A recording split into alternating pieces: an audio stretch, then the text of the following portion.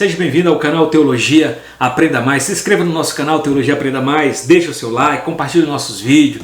Comece a apreciar todos os vídeos ao qual gravemos aí dentro do canal Teologia Aprenda Mais. Acesse e compartilhe essa obra, esse projeto do canal Teologia Aprenda Mais. Hoje vamos estar gravando mais um vídeo sobre a história do cristianismo. E dentro da história do cristianismo aqui vamos analisar sobre a Igreja Apostólica desde a ascensão de Cristo, do ano 30, do ano AD, até a morte de João no ano 100 depois de Cristo.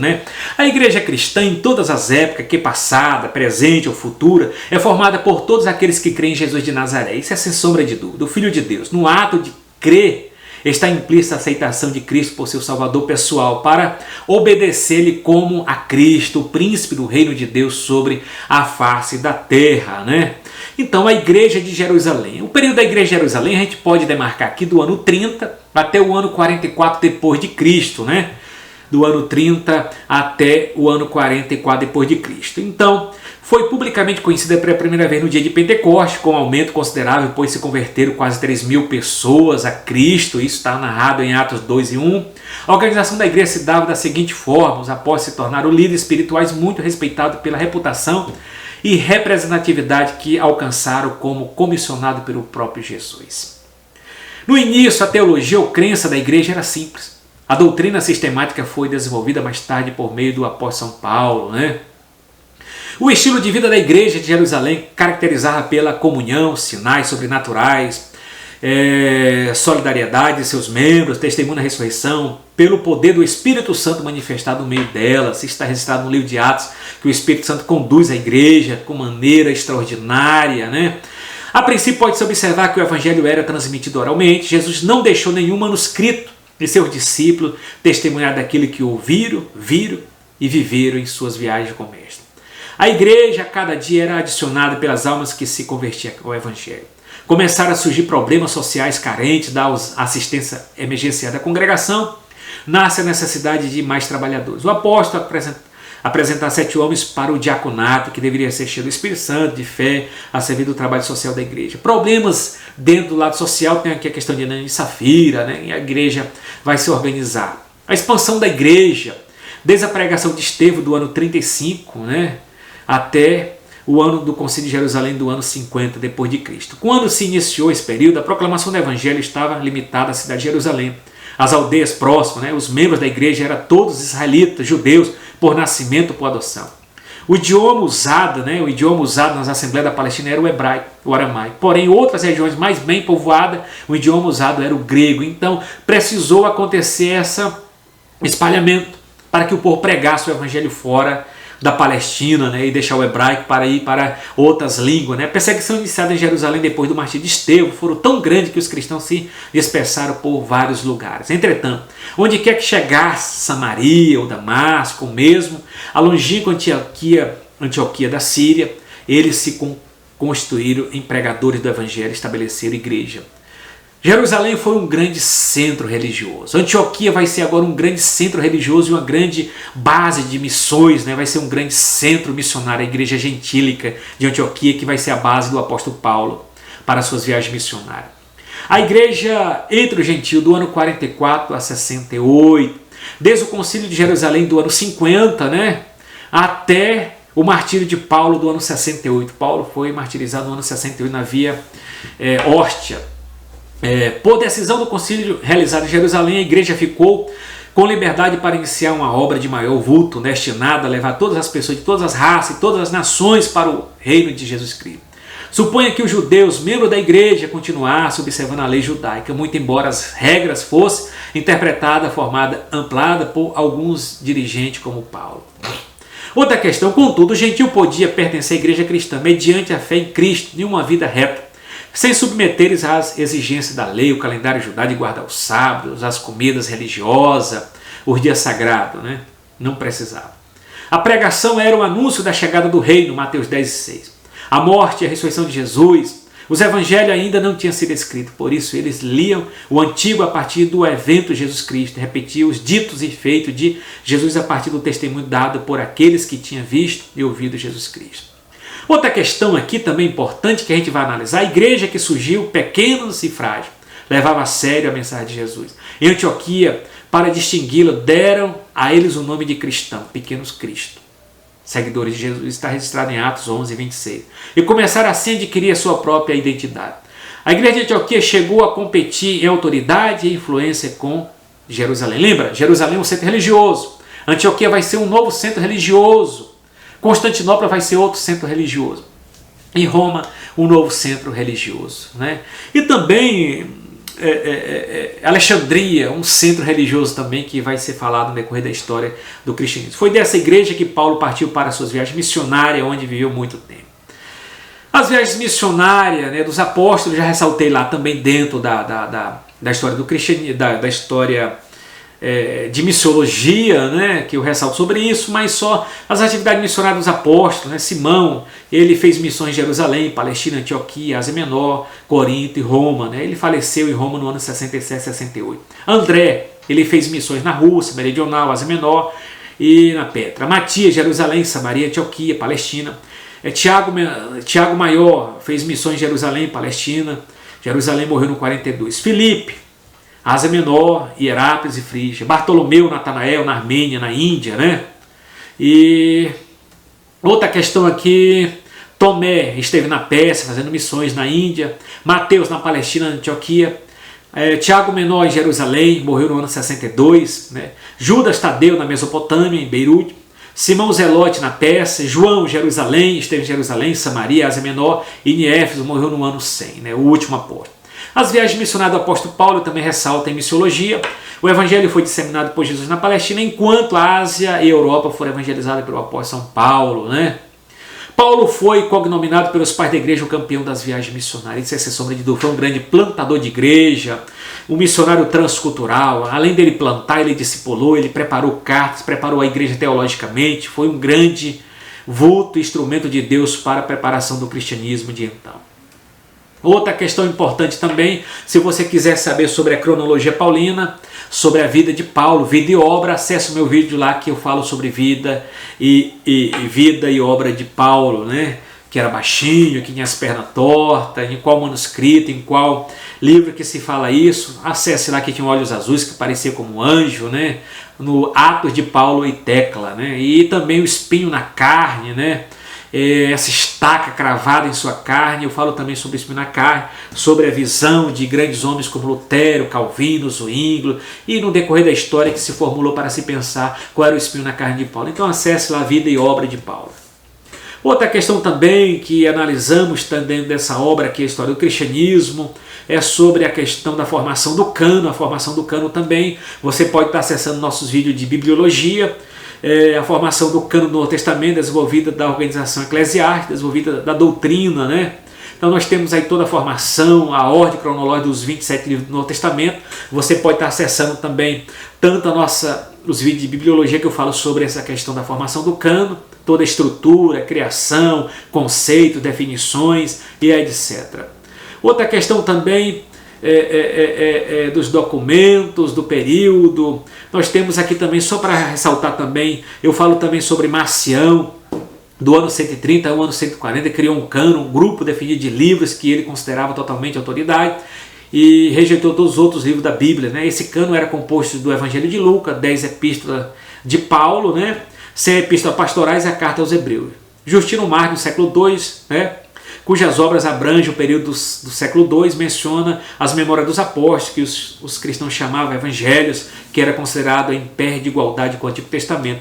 Isso está na minha obra, nos livros, ou nos vídeos de bibliologia. Né? Temos Tassiano, ele compôs o único evangelho harmonizado por Mateus, Marcos e Lucas e João. A narrativa segue principalmente a cronologia de João. Isso é chamado diatessaron, harmonia, através dos quatro. Tornou-se o texto do evangelho oficial da igreja siríaca. Isso que você vai lá acessar. O cano de Irineu, bispo de Lyon, no ano 160, inclui os 4 evangelhos, Atos, 12 cartas de Paulo, 1 Pedro, 2 e 2 de João, Apocalipse, escolhia Judas, né, 2 de Pedro, Tiago, Hebreus e 3 de João e Filemão. O cano de Orígenes, né, classificou os livros canônicos em 3 grupos universais, aceitos, que são os 4 evangelhos, Atos, 13 cartas de Paulo, Pedro, João, Apocalipse, aqueles sobre os quais havia disputa. Judas, 2 Pedro, Tiago, Hebreus, 2 e 3 de João, carta de Barnabé, pastor de Hermes de Daquê. Acesse os meus vídeos de bibliologia. É só mais uma provocação. A mais antiga lista do Novo Testamento nós temos de 367 depois de Cristo, a 39ª carta pascal de Atanásio. Lista exata dos 27 livros do Novo Testamento. Está aí os nossos 27 livros. 397, o Concílio de Cartago concordou com as igrejas orientais quanto à mesma lista de Atanásio, né? As decisões conciliares. Então, no Novo Testamento nós temos 27 livros, aí, evangelhos, que são 4, livros históricos 4, as cartas paulinas, que são 13, as cartas gerais, que são 7, e o Apocalipse, que é 1, né, que são 27 livros. Então, aceita a nossa formação Quero falar também agora a formação do governo da igreja, né? O Novo Testamento fala de oficiais que se ocupavam do ministério da pregação, do ensino. Então, a gente pode até basear em Efésios capítulo 4 e 8, são conhecidos como apóstolos, profetas, pastores e mestres, ou doutores, esclareciam o significado do evangelho às igrejas, está em Efésios capítulo 4. Deus deu um para apóstolo, profeta, pastores, mestres ou doutores, né, que foram os líderes oficiais para ensinar, discipular, plantar igreja e edificar doutrina sobre elas. Em algumas igrejas fundadas por Paulo havia 2 grupos de oficiais. Os anciãos, o presbítero, também chamado de bispo, que era superintendente, o outro grupo era de diácono. Os presbíteros presidiam a mesa do Senhor, pregava quando não estava presente nenhum apóstolo, profeta ou mestre. Esses oficiais eram escolhidos pelo povo porque revelava os dons e a vocação do Espírito Santo para esse trabalho. Então, onde que cada igreja era plantada, Atos capítulo 13, era eleito pessoas, né? Pessoas para que pudesse dar continuidade ou continuação ao trabalho fundado que era um presbítero, um ancião, né? Uma pessoa para ser o pastor daquela determinada igreja. Outra questão também, Clemente de Roma, em 96 a 98, na sua carta, usa a palavra bispo, sempre aparece no plural. Inácio de Antioquia, que viveu no ano, que é um dos pais da igreja, né? Acesse lá a história da teologia, eu falo sobre Inácio, sobre cada um deles. De 67 a 110, já falava a respeito de um único bispo que deveria ficar acima dos outros. Fala a respeito da sucessão apostólica. Ele cria a ideia de que o bispo tinha que ser uma pessoa que pudesse provar sua ligação aos apóstolos. Para ver 3 tipos de liderança, bispo, presbítero e diácono. Se observa que sem eles não se pode ter uma igreja. Somente o bispo desempenha o papel de pai. É a fala de Inácio, né? Então nós temos aqui um tríplice ministério, né? Um tríplice ofício. Bispo, presbítero e diácono. O bispo é o líder, é o pastor presidente, né? Então tem o chamado trono episcopal, né? Onde que tem o líder principal, né? E depois tem os presbíteros e os diáconos. Vê que não tem a figura de apóstolo no século II, aparece só a figura do bispo, presbítero e diácono. A crença da igreja, no ano ou na igreja no século I não se compunha credos ou declarações formais de fé. O credo dos apóstolos só apareceu no século II. Para começarmos a crença dos cristãos primitivos, devemos recorrer ao Novo Testamento. Cria eles em Deus, o Pai, Jesus como Filho de Deus, Salvador, cria no Espírito Santo, de cuja presença estava cônscio, cria no perdão dos pecados. Era a crença, a doutrina da igreja, o que nós temos hoje também, né?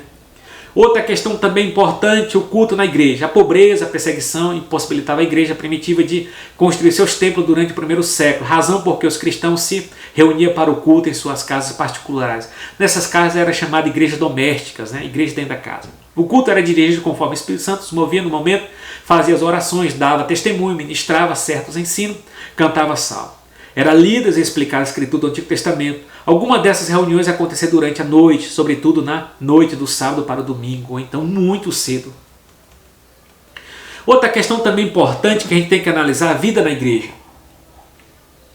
Dentro da história do cristianismo naquele tempo, uma igreja cristã era comumente um pequeno grupo de crentes que viviam numa grande comunidade pagã. Quase todas eram pessoas pobres, alguns escravos, embora houvesse cristão nas classes mais altas, especialmente na igreja de Roma. Em toda parte havia muita coisa que distinguia um cristão dos vizinhos pagãos. Eles se tratavam mutuamente por irmão em Cristo. Realmente agia como irmãos, cuidavam desveladamente dos órfãos, dos doentes, das viúvas e dos desamparados. Isso é a igreja de Cristo. Outra questão, o símbolo do cristianismo, né? A cruz é o símbolo mais importante do cristianismo. O cristianismo chama esse processo de sacrifício vicário. Por meio dele, Deus se reconcilia com o mundo e o contato do homem com Deus é estabelecido. A cruz é um símbolo cristão, é um símbolo do cristianismo. Não é da igreja católica, não. A cruz é um símbolo do cristianismo. O peixe era o símbolo secreto dos cristãos primitivos. Seu significado está diretamente relacionado com Jesus Cristo, Filho de Deus, o Salvador. É o peixe, ictus.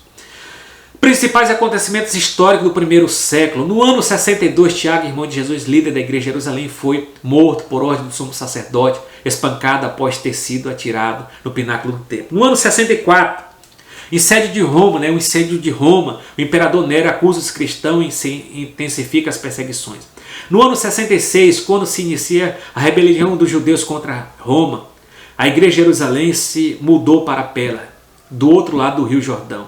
O martírio dos apóstolos Pedro e Paulo, no ano 67 a 68. No ano 70, Tito destrói Jerusalém. E o templo aumenta a separação entre o cristianismo e o judaísmo. No ano 80, 90, o imperador Domiciano proibiu totalmente o culto cristão e renova o decreto que obrigava todos a cultuarem o imperador. Nessa fase, as igrejas da Ásia Menor muito sofreram, vitimados, por exemplo, o apóstolo João, que foi lançado numa caldeira de óleo fervente. Escapou milagrosamente, sem dano algum. João teria morrido por volta do ano 100 em Éfeso. Ele morreu de morte natural. Os primeiros 100 anos da igreja é conhecido como a Era Apostólica e seus desafios. É chamada Igreja Apostólica. A igreja primitiva, mesmo diante do sofrimento das prisões, ameaça de morte dos judeus fanáticos, pôde ter um grande avanço em apenas 3 décadas. Os apóstolos chegaram aos lugares mais distantes do Império Romano. Na Bíblia diz que a expansão do Evangelho foi desde Jerusalém ao Ilírico, atual Albânia. De maneira indireta, diz que chegou até a Etiópia, na África. Justino Marte, apologista da igreja do século II, disse por volta do ano 150 d.C. Não existe mais povos, raça ou nações que não façam orações em o nome de Jesus. Então, o evangelho foi disseminado nos 4 cantos da terra. Então, nós temos aqui edifícios romanos, e outras coisas, os arquedutas, as estradas, a Via Ápia, que era a principal estrada que ligava até Roma. Então, nós temos algo importantíssimo na história. Livros e pergaminhos dos primeiros séculos. Reações cristãs ao mundo secular, o Novo Testamento, os 27 livros, temos a autoridade dos bispos, criação dos credos, literatura, apologética, a didaquê, os credos, escrita pelos pais da igreja, e etc.